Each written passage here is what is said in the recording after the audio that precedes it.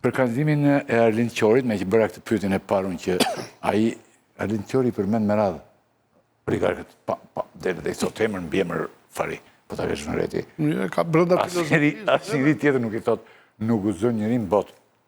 Më mirë thot emrin e Edi Ramës tonë të gjithë, more çat duar, çat do emri, emër oligarkja. Vetëm ky Arlindi i thot. Si shpjegohet kjo tani? Si. Kam këtë pyetje, vetëm Arlind Qori i thot. Pastaj kemi gjë pyetje për Manastirion dhe e mbyllim. Unë mendoj që ti përmendësh kot biznesmen të mëdhenj ose ata i quhen oligark këtu, s'ka si vlerë. S'ka. E themin, sa me Mane Kastrati, Bashkim Ulaj, ata biznesmen. Ata, kur ti ata i përmend si shkelës të ligjit, është tjetër çështje. Dhe kur për çdo shkelje duhet të kesh një shkelje, duhet të kesh një argument. Të përmendosh që ata janë biznesmen, po janë biznesmen të preferuar të Ramës, po Niko, ke gjeti për këtë temë valla se nuk punon dot. Temë ndaluar është. Se kullën kush e bëri? Jo, kush i bën kullën? I bën Kastrati apo i bën Edi Rama? Kullën i bën Edi Rama. Do thot u avizaton. Këtë thon vetëm oligark në Shqipëri. Opozita i vetëm oligark në Shqipëri është Edi Rama. Po. Po mund dakord. Dakord më është mendoj. Jo. Tani a A kanë shkelur ata? Ata kanë shkelur. Pyetja ta them unë. Oligarkët në këtë vend janë krijuar me pushtetin e Sali Berishës. Absolutisht në vitin 2005. Dhe vazhduan më fort në pushtetin. Ndërsa me Ramën po forcohen dhe janë blinduar. Po oligarkët të gjithë njëjtit emra që janë në kohën e Saliut janë në kohën e Ramës. Oligarkë, biznesmen dhejnë thuaj. Biznesmen si duar që. Oligarkë janë kur vendosin ata mbi Ramën. Ka këtë koncept, Nikol. E para Arlindit i takon që ta bëj atë punë se asaj filozofie i shërben. Ne jemi tjetër, kemi pranuar kapitalizmin, do ketë njerëz të pasur, do ketë vashur. Se bina ja skot nuk i Ne përmend. kemi I hiku pyetjes. Ka mundësi të përmendoj. Jo, Ai tha unë po e pash. A tha zhvillimi Mirë, unë do të kur të mbarojmë, unë do ta jap videon ty të duhet të shikosh. shoqërohet me zhvillimin social. Por ai iku pyetjes. Po mirë se mund ta pyesim përsëri, mund ta pyesim përsëri se Jo mirë juve derisa të vinë zgjedhjet mund ta pyesin në mundjalin. Sa ai si përmend ato në një intervistë me ty për shembull direkte në një sistem. Ne kemi ftuar Binajn të jetë këtu do vi. Stafin e kam porositur, Rozhan Mosaro, ti telefonosh Binajt që të vi dhe të jap një vetë dhe jo tela me një gollën dhe me.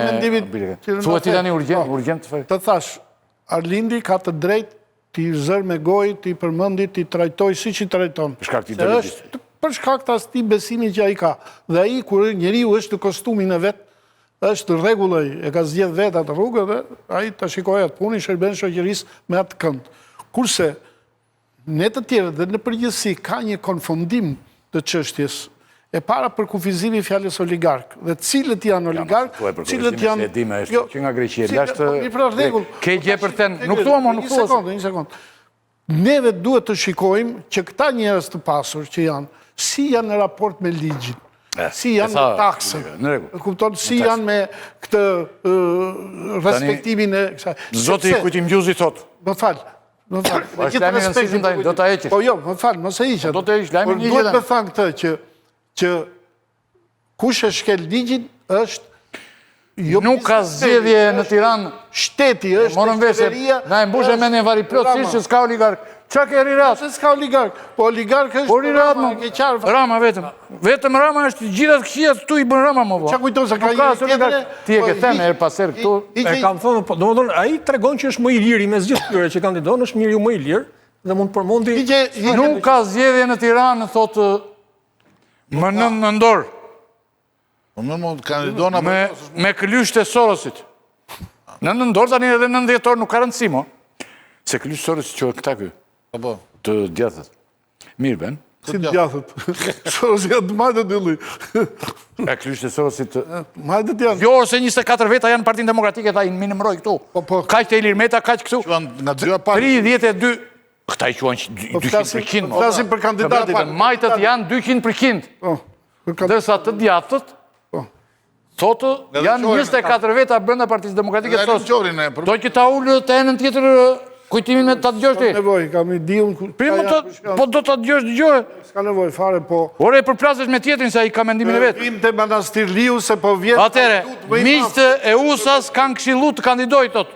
Miqtë e Amerikës.